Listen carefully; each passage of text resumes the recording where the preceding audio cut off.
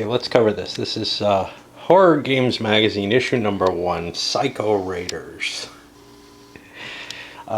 Nate Hayden, he's in his group, I don't remember what it is, Evil Enterprises Unlimited or something. I can't remember what it is. They're the guys who put out Cave Evil. He was very kind to forward me a copy, so I could look at that really more as a gift than for whatever exposure I might give it. But in this case, he sent this to me as well. And I figure, given that he's trying to release this as apparently a regular offering, I don't know how often a year, it would be particularly topical, since this is a Halloween edition anyway, to get it out before Halloween, so you can take a look at it and, at least see some of it and maybe get an order in if you're interested before that time comes. Let's take a look at the magazine itself. That's part of it. Although you are getting this for the game, I think, rather than anything in the magazine. The magazine has a little bit of interest in it, but not too much. And first of all, it is 18 and over only, because there's some graphic depictions of violence in here. And I don't know if it's really necessary, but if you're under 18, you better turn this off, right?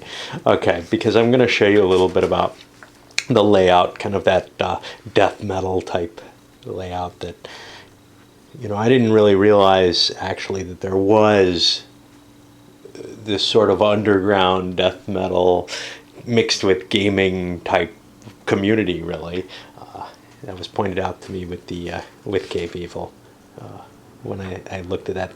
That was a that was a game that I'd actually say is thematic, in the sense that the theme actually evokes a certain level of horror.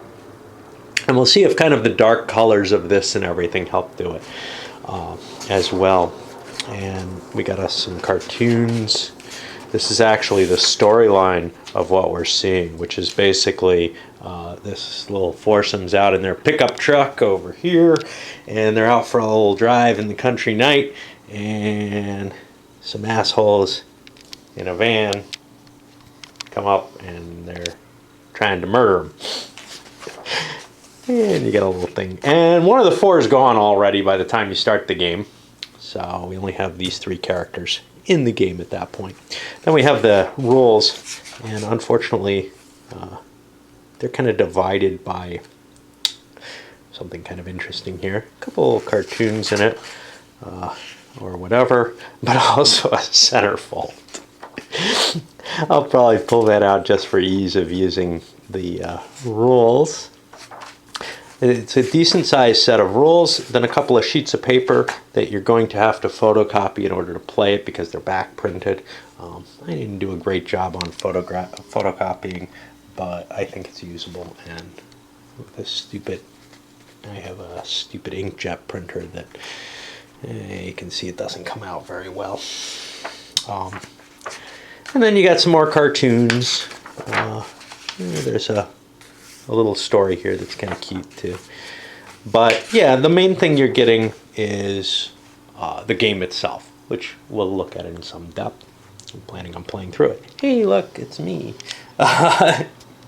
Yeah, part of this was he offered to throw an ad in for the Game Box, which is my online forum since I fled Board Game Geek. It seemed fairly necessary. Yeah, I mean, the reason I fled was the moderation principles there, etc. And, it's worked out pretty well so far, and I'm glad to see something in there, even if it's not terribly readable. I hope you do come visit the site. We've got a nice little community there. It's not like, it's constant flame wars or anything. There's been it's been more polite than Board Game Geek is, to tell you the truth. We had a couple little sparks that probably would have resulted in a ban at Board Game Geek, but everybody kind of understands, hey, we're here, we're a community, we've got, and it's a small group, so it's easier. Anyway, let us take a look at the game, and let me get this thing out of here. I'm gonna pause so I can remove that. And unlike Cave Evil, this isn't trying so much to be a game, although it is a game. It's more of a war game type setup, more like a skirmish. Now, I've seen things like this. It's very retro in terms of spirit. I've seen games kind of like this, maybe not with the same horror genre, but coming out in some of the Dragon magazines, for example, had a couple that kind of remind me of this. It's really a tactical situation, like I said, kind of a skirmish type situation, but it's got the horror elements in it, and it kind of gives you a core that you can see that they could build off of and make more, and frankly, if you like it, you could probably design your own in it, or use it as sort of a core for a very light role-playing game even, if you so desired that. Okay, so what do we got here? We've got an intro to what's going on. Hey, it's in 1978. Cool. I thought it had that feel. You know, we got this guy Joey here. Looks like a BOC lover to me. In his bitchin' Camaro. And, yeah, the other people are... Well, I don't know how much the whole gas mask fetishist thing was in play in the 70s. I get the feeling that's more of a 90s thing. But, okay. So, let me see what we have to talk about here. Number of tables down here. We'll kind of look for them as we need them. What is this? Natural table. Oh, natural one table. Yeah. So, things happen whenever you're fighting or something. If you roll a natural one, you've got to see what happens. It's like a critical fumble or something. There are 12 characters in the game. You could conceivably play it with all of them, but it's probably best in like 7, 8 or less players. And in a lot of ways it really is a 2-player game, but there's room for you to take a couple of characters. Kind of like in a Car Wars game or something where you have characters. There's not a whole hell of a lot of detail in these characters in terms of stats. Just 3 stats on them. I've been looking at Hammer of Thor over here, my recent Grail game pickup. And it had passed my mind just how many stats that game has. I mean, it has like at least a dozen per character, and of course it has 362 characters or something, supposedly. I don't know. All right.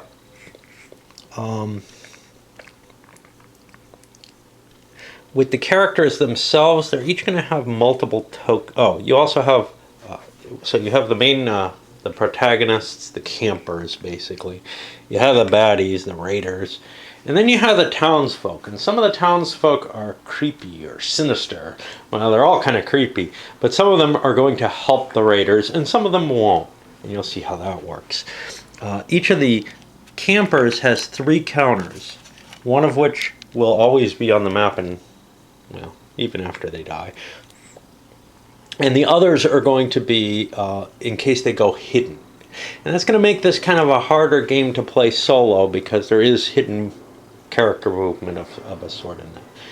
All the other characters, except for Joey, except for Joey, have only 2 counters each. They can go hidden as well, but it's not as necessary for them to stay hidden, I suppose. And let's see how that all plays out. There are a bunch of vehicles on the map, and Joey's Camaro, he'll come driving in with that. At the beginning, the only ones that are active are the pickup truck and the van, and actually I should have all the characters in the vehicle that they're in and represent that either with them underneath, which may grow unwieldy, and I may end up, putting them off in a holding space. And the characters, the camper's goal is pretty much to get away, where the raider's goal is Yeah, it depends on the scenario actually, but in the core scenario, it's to kill them all. There's a sacrifice scenario where you have to kill one of them, and that's good enough in particular circumstances. So your characters have a couple of stats: speed, which is going to be their movement allowance; strength, which is going to be their ability to perform in combat, mainly hand-to-hand combat. And then they have a will to live. That allows them sort of luck opportunities, that they're able to change die rolls or just boost stats temporarily and stuff like that, but it comes at a cost. And your damage is going to be taken, like in the old Traveler game, right on your stats. I seem to remember something else. Another role-playing game took that up that probably was more popular. That's probably more popular now than the old-style Traveler. But anyway, as you take hits, you take them against your stats. And we'll see there's this deck marked kill. Whenever you're going to be killed, you draw a card from that, and if it doesn't match the weapon type that hit you, then you don't actually die, and you don't actually take the stat loss that was marked. And the backs of the characters have sort of a red X'd out portion, which I believe is if they're dead, so you can leave their bodies lying around on the field, just for, added fun, in case there's something you want to do with their bodies, I guess. We have a bunch of other tokens here. On the back of all of these is fire, because everything can get caught on fire. And this is one interesting thing. The raiders seem to like fire a lot. They have a flamethrower, and another guy's got a blowtorch. And they can set fire to things.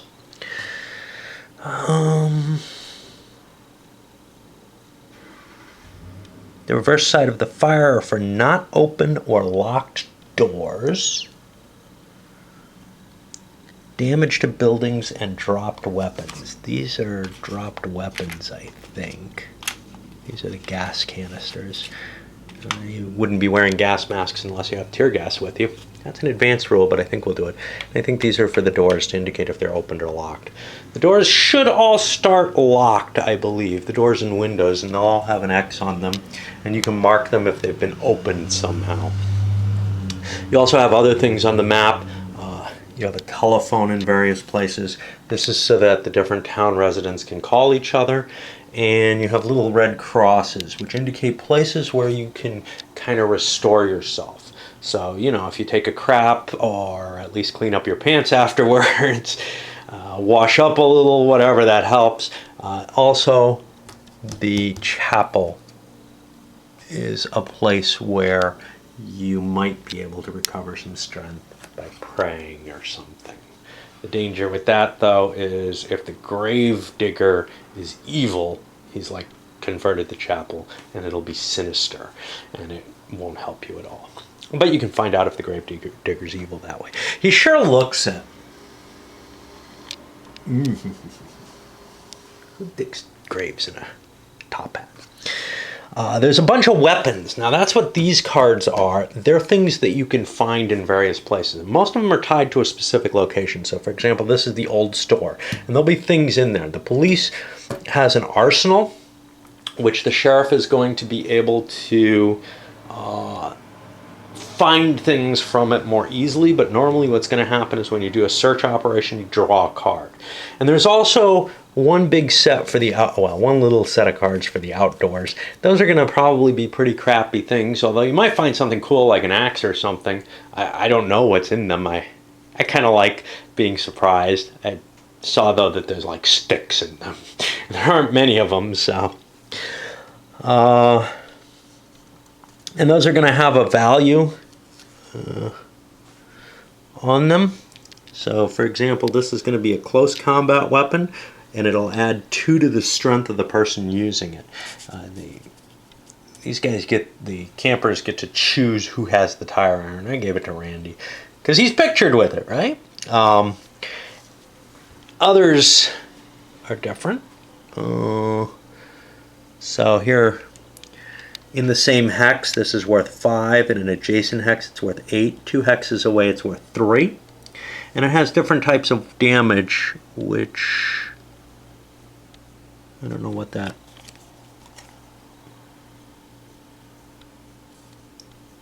what that part is. That may be bashing people with it or something. But this is flame damage. Here, this is knife damage. This is kind of equivalent to fist and knife. And what that matters is when you draw a kill card, and it's the only time it matters, unless somebody's got some special immunities, it'll show types, and if you got the wrong type of damage to kill the person, you failed to kill them at all, and you did nothing to them that turn. However, anytime you're hitting them and you're not killing them, you don't make that kind of check. That deck gets reshuffled when it's done, as do things like the weapons decks. I'm a little iffy about whether or not that should be reasonable, because you'd be able to predict, if you get to know it, what's coming up, what weapon is, what type of damage is not yet available, or hasn't yet come up, and you might have, some knowledge that you're safe. So my feeling is maybe you would wait until you get down to about 2 cards in it and then reshuffle, just to make sure that you never fully play out the deck, because somebody could predict the deck. I don't think that's a problem for me at this point. During your turn, you're going to be able to move your character and do one action. And these are the different actions. You can play with doors. You can use the phone. You can try to recover your composure. You can look for weapons. You can pass weapons, pick them up if they're lying around.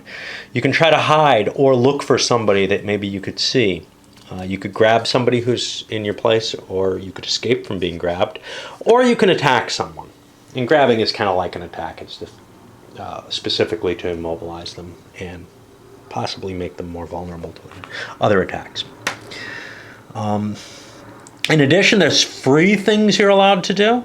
So you can scream once per turn, or you can use your will to live to increase your stats, or to get a reroll. And each of the 2 major factions, the campers and the raiders, have an ability to do a once per game activity. And I believe you have a set of these, and I believe that you get to do each one once. I'm a little iffy about how that's worded, but later on it seems clearer about that.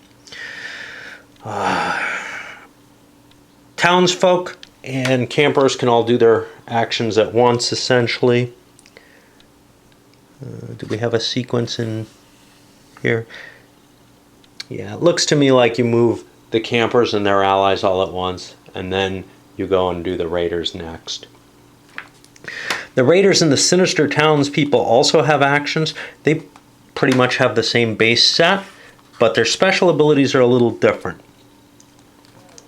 They have a walkie-talkie that they can call any other allied forces, including sinister townsfolk.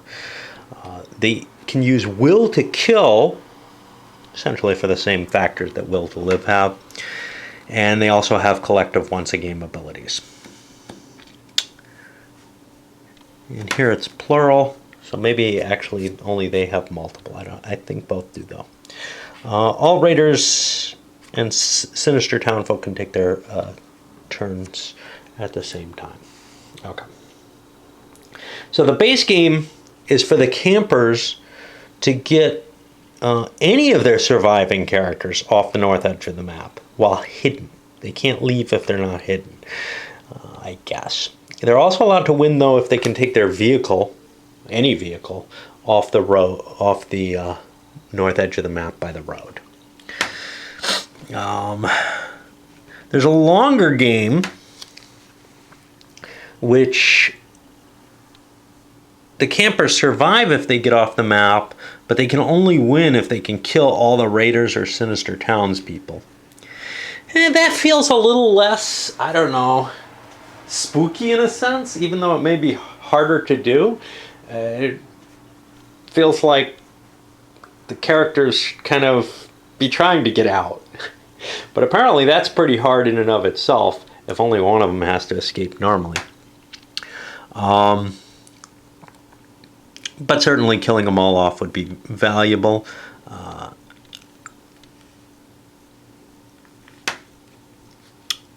Say the game's going to take under 2 hours. It'll probably take me a little longer while I'm doing a video of it. And there's additional end of game options. Okay. On the first turn of the game, you're going to roll an 11 to 66 die roll. I'm going to need to grab dice, but for now, I'll just grab these. You'll use, one die will be the tens digit, one will be the ones digit, so this would be read as a, whoops, I guess it doesn't matter, as a 52. And you check on the events table, which is in the back of the rules over here. And I don't want to read them too much. And we'll see what they do. Now, every turn following, you have to roll, and only on a 5 or a 6 will an event be triggered. At this point also, if there's fires burning, they can spread. And that's an advanced roll. If you have a phone, you could take an action to call people, but otherwise you could scream or use a walkie-talkie. A camper can scream once at any point during their turn. They announce they're screaming and they roll on the scream table.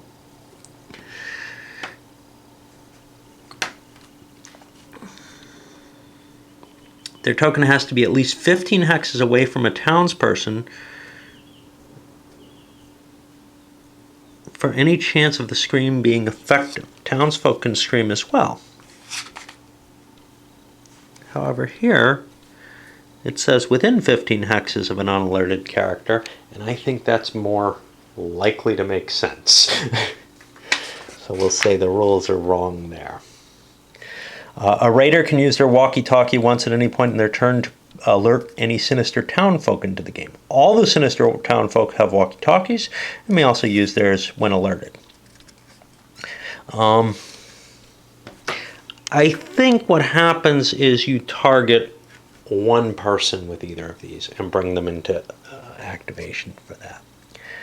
Any character sheets for alerted townsfolk get placed, and then they can begin conducting turns in the next sequence of play. And we've got the different townsfolk in their various locations, mainly in bed.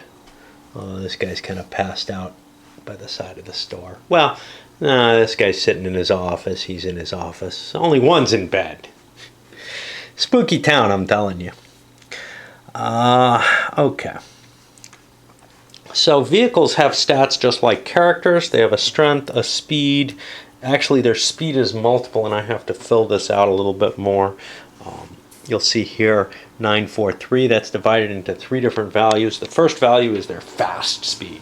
Fast speed is fine unless you're going through these sharp curves. If you're going over a sharp curve, you're going to have to make a check. And there are a lot of sharp curves right early on, so it's going to be kind of dangerous.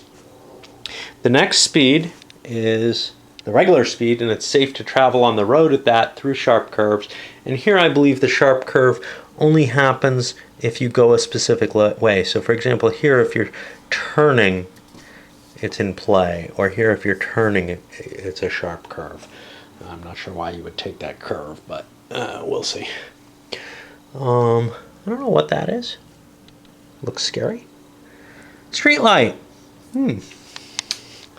Not spelled out in the rules. So we're going to have to be careful when we see little elements like that, what they do. This affects the hex and any adjacent hex, and you can see there's kind of a glow space around that thing. And vehicles take damage just like people do. They take it on their stats. If they take it against their speed, though, it reduces all their speed. So if you take 1 point on the speed of the sheriff's card, it goes down to a 942. Hey, what's that third number there? That third number is its off-road capability. If you spend any of your movement in the car off-road, that's the speed that you're going to be going.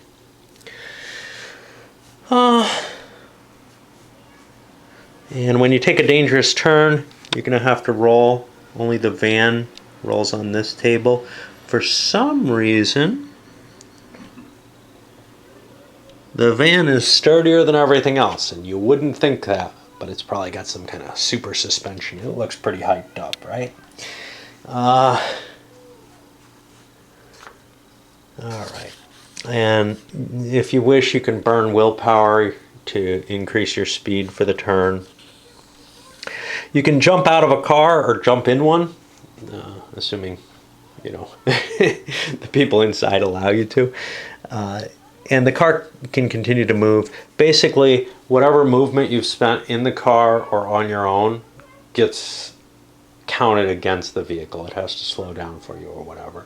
You'll see there's going to be some anomalous situations with that might not be absolutely believable, but it's a simple way of handling it that probably works 90% of the time. For stacking, you can only have 2 friendly characters in a single space, or a vehicle counting as a friendly character with as many people as are in the vehicle, plus 1 friendly character outside. There's no zones of control, but if you run through a space, if you run into a space with someone, you've got to attack them.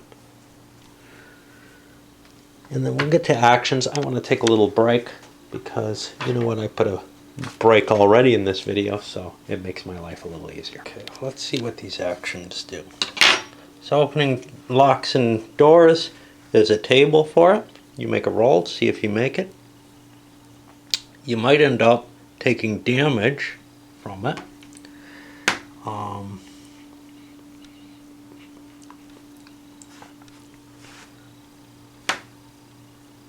here, I guess. This is also used if you're in a vehicle that flips or something. When you hotwire a car, you got to use the hotwire table.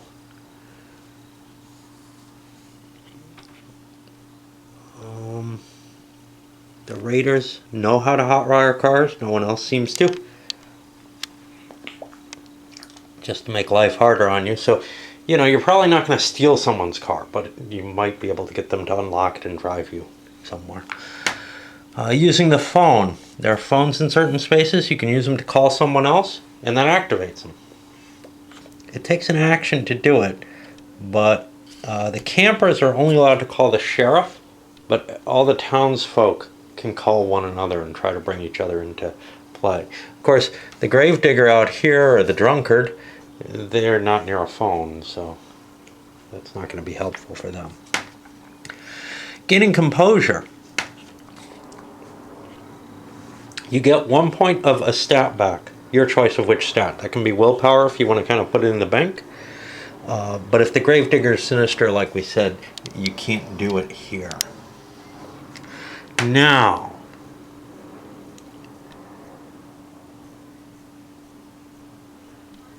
I don't know. I would say that the evil guys would be able to get stats back in a sinister chapel, but not in the normal chapel. I don't think it's covered in the rules. But just, I don't know how much they really care about washing up. You can search for weapons, and you roll on the search table here to see if you find anything. And you get 1 or 2 cards at most. You can hold up to 3 weapon cards, and you can equip as many as you like, picking them up for an action if there's a pile of them somewhere for some reason. Weapons that are dropped or turned face down, well, can be picked up as an action and then the card's turned face up. There's markers for them to indicate that there's a dropped weapon on the map.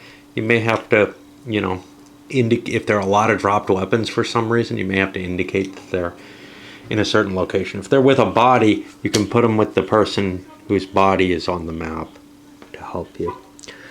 You can also pass them away. Okay. Hide and seek. So this is a little bit more complicated. In order to hide, the campers have to hide before they get off the map. That's one requirement. We've already talked about using the multiple tokens for that. Let me see if there's a chance. In order to hide, I think you have to be out of line of sight of any enemies, I suppose.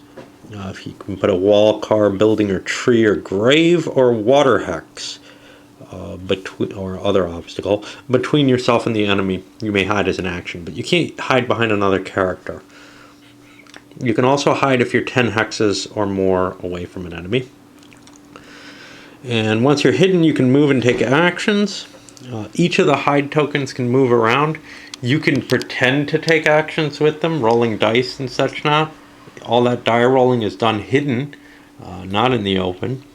You gotta have some trust in this game. You can scream if you're hidden, but that'll reveal you. And all your hide tokens are removed and only your real token will be on the board.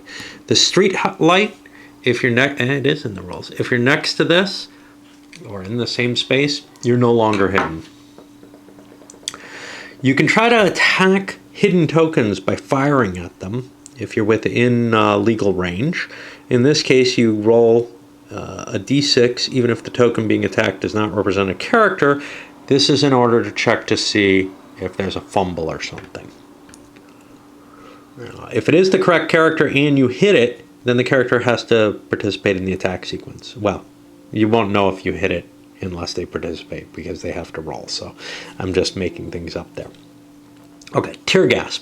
Tear gas is an advanced roll. I'm going to try using it because I think I can handle it, but it is a little more complicated. The raiders all have a certain amount of tear gas counters at the beginning of the game, and they can throw them into buildings or vehicles. That reveals everything in the location because they're coughing and choking. Anything hidden is removed or revealed. Raiders never have to remove their hide tokens as they're wearing gas masks. On an outdoor hex, you can only affect the hex that you throw the gas in. This is not considered an action. It's just a freebie. Camper and town folk being gassed must attempt to leave the building on their next turn. It'll last for 3 turns. You're supposed to use some sort of marker. They say flame markers. That could get confusing. I might pull gas markers out of something else or just some chits. Or coins or something. You can try to grab someone. You roll strength versus strength with d6s. You got to be in the same hex, obviously. And then if you've been grabbed, a non-grabbing character can attack you. In general, the grab character can't use a weapon, but they're still able to use strength to avoid an attack. In general, though, for the most part, there's no reason to hit somebody who's grabbed, probably, unless you're talking about the blowtorch, which is particularly effective if you can, like, just put it in someone's ear and light them up. They can try to escape from a grip. They do, I think, a strength versus strength action. Otherwise, they're not going to be able to go anywhere. Normal attacks. You can move out of an enemy-occupied hex, but if you move through an enemy-occupied hex, you must attack, and then you both get to swing at each other. Basically, each person gets to use one weapon or their personal strength to do damage. And the damage will be done against the stats. The attack sequence is listed here. From what I understand, if you're using a ranged weapon, the defender can use a weapon to defend against the attack. That must be in range of the attacker. It looks like you're still going to be rolling against each other. Someone, Charles Thiel, I believe, pointed this out over on Fortress Ameritrash, where this game gets a little bit of buzz, and I'll post a link when I start putting it up. Of course, the rest of the videos will follow. I just don't like to dump the whole sequence on somebody on a place at once, usually.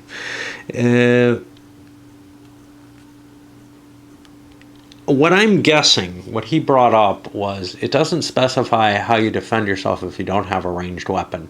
And in that case, I guess you'd be able to use your strength and you just wouldn't be affected. Just kind of using some common sense here as to how you should handle something like that. You can only use one weapon on an attack normally, although there are some cases where you can use 2. And we already talked about the different ranges for the weapons. You can't use fire and water. If you shoot at people in a water hex, they have half their strength for the weapon. You both roll it to hit and add the strength of the weapon.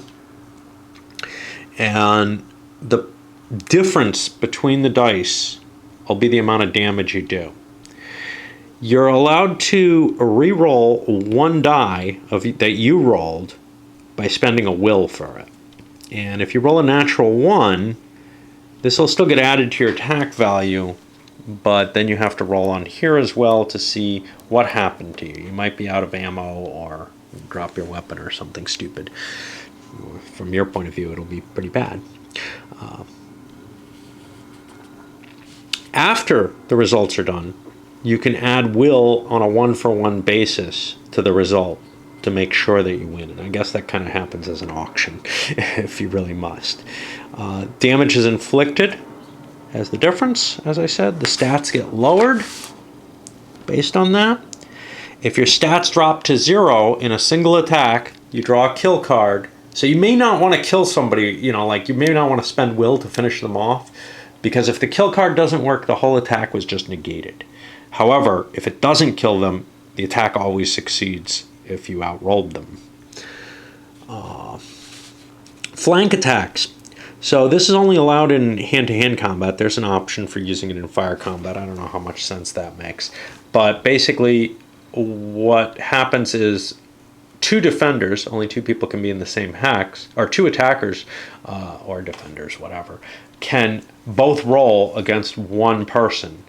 And they roll only one die, but they add all their bonuses. That makes it a little easier to hit someone and a little easier probably to do damage to them. Although, if you outclass them tremendously, you might not want to do flank attacks. You may want to each do them individually. If two people are in the hex from both sides, they both have to fight in separate battles. There's special rules which we'll look up as needed if somebody's inside a vehicle trying to attack someone. When vehicles attack each other, basically it's by slamming into the space, and they use the normal attack sequence, using the strength of the vehicle instead on the die roll. If you're able to ram by going at least 2 hexes straight before hitting another vehicle, you get an extra +2 to your attack. And the driver of the vehicle can actually use will to increase his attack value. I don't know if you can use will to increase your defense there. Not sure why not. The damage will happen directly to the vehicles, and let's see. You apply the damage. Yeah. If a vehicle is killed, everything down to 0, it'll flip, and everybody in it, if any characters are in the car, they must roll for damage on the damage table here. You can attack locations like walls and such now. And the walls will have a strength. So the gas station has 4 points of strength.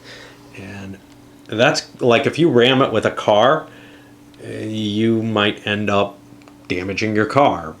You might end up damaging the wall, and you reduce the strength of the wall. That has to be marked somehow. The flamethrower and blowtorch are fire weapons. If you attack another character with these weapons, you do a normal attack sequence. If the defender loses stats, they get a flame token on their sheet, which is on the back of all the kind of informational tokens, these brown guys up there. And what happens? Well, I believe each turn they roll a die. At the beginning of each turn, they'll roll a die on the damage table, and they'll either take damage or the fire will be put out. Locations, I'll also go through the sequence, and if they become engulfed in flame, if they're reduced to 0. At that point, the flame token is placed.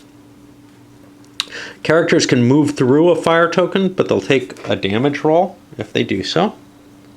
And they won't be set on fire. If the flamethrower is aimed or discharged at a vehicle to attack a character, a normal attack is conducted, but any other character inside the vehicle and the vehicle itself must also roll on the damage table for additional impact. The blowtorch is weak on its own. It only has a strength of 1 unless the character is grabbed, in which case it has a strength of 6. Better off punching someone. And it only has a value of 1 for setting things on fire. Remember there's those once per game activities I told you? The camper has a +5 adrenaline. They can give someone 5 stats, up to 5 points to speed or strength or divided. And that looks like it's a 1-turn pump. Now, what you'll notice is that a person on adrenaline, so this guy has a speed of 4, she has a speed of 5, can actually outrun a car. Kind of cool, but once in the game, if you're found or before an attack, you can declare that you hide. You move to an adjacent space, and then you're flipped over to hidden. I don't know if there are any hide chits. They say there are, but the second number for the character, so you can split up. Once per game, the campers can attack with 2 separate weapons at the same time. And if personal strength is in there, I think it's included probably only once, but I'm not sure. That's not really specified there.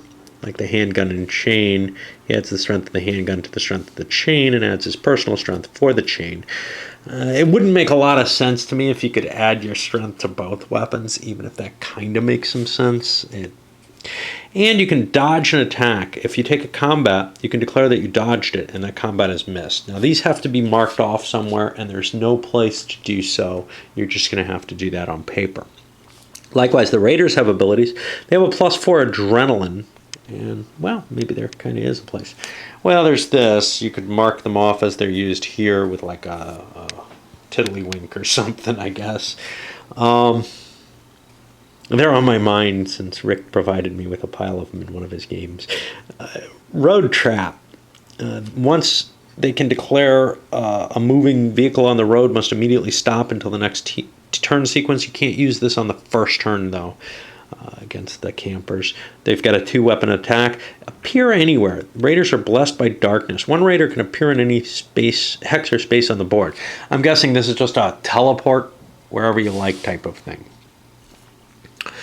Scare the shit out of someone. And then we go through the setup, which we've mainly done. Nothing too exciting there. Division of who gets which players. Then, and I haven't done this yet, the evil player is going to roll a die. And that's how many characters he gets to roll for with his sinister roll. And then for each character he wants to pick, he rolls a die for that. If he gets a 6, he secretly, and he does this all secretly, he secretly marks that that character is sinister, and he can take control of them kind of at any time in the game. Tear gas. The raider rolls a d6 to see how many tear gas canisters his crew has, and he divides them up among them for tossing. There's rules for dividing up stats. You can set them up ahead of time differently from what they start with. I don't want to do that. Events phase fire burns. During the events phase, I will play with this, the fires can burn. Ignited forests and such not are going to spread. And again, I'll look this up as we need them. Wind can help burn them. That's going to be a weather condition which comes into play through random events.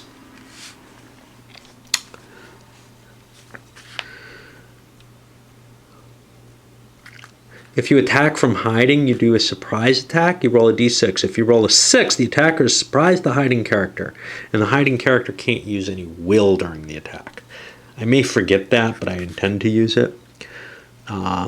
If a natural 6 is rolled in an attack when a gun or weapon is used, you get an extra +6 to the result. This will make guns particularly deadly. That probably actually favors the campers because chances are they'll have the sheriff. And he's the source of guns. Too far for table talk. Players, if they're not within 1 hex of each other, can't talk to each other. The sheriff's arsenal, though, has a set of walkie-talkies. If the players, any player character who goes there gets a walkie-talkie, I probably won't be able to use that simply because I'm going to be playing all the characters at once. That works best if you have 1 player per character. So randomize whether or not townsfolk are there. The van light, I like this one. The van can shine its headlights on an adjacent hex.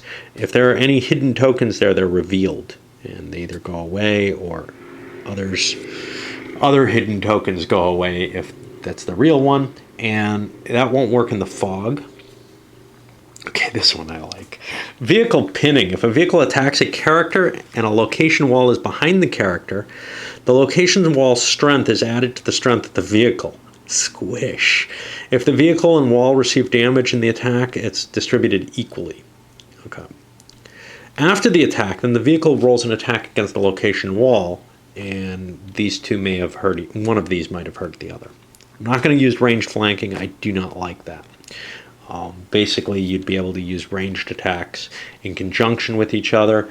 They say that it makes it a tremendously deadly game. I just don't see that. Characters can be in the jail space. You can grab them, drag them to jail, and then leave them there unless the jail wall's broken in an attack. I hope the jail's fairly strong. It's stronger than most things, but it's only 5 strength. I mean, the garage is concrete. That's not going to be easy to get through either. Just seems like the car can bust its way through fairly easily. Flamethrower from the van. You can fire the flamethrower out of the van. The van is considered open, i.e. the doors are unlocked. The torch needs a character who will hold him in the van, stabilizing his attack. That sounds cool. Other options for the end game. Sacrifice at the old tree. The raiders have to take the camper to the old oak tree in the graveyard. Just one camper and kill him there. Let's not make it too difficult, but that sounds intriguing. If you feel like the raiders have too easy a job, call in the boys. Well, this is if the raiders really are overwhelmingly powerful, I guess. Basically, after a certain number of turns, the sheriff makes a phone call and a helicopter comes in and starts killing people. And that's about it. All right. Well, let's give this a shot and see how it plays out. My feelings about it are, it is like a magazine game. It's about the same, maybe a little less than some of the magazine war games that come out these days, but you get less magazine for it. There's no question there. But there aren't a lot of horror games out there, and it's kind of cool to see, somebody publishing different types of them. And although that may not be necessarily my taste tremendously, I can definitely see where people who are into that kind of thing are craving something along this line, sort of a regular installment of a game with kind of a horror theme to it. And certainly the components are kind of up to snuff. You have to cut all the cards, but it's a magazine game.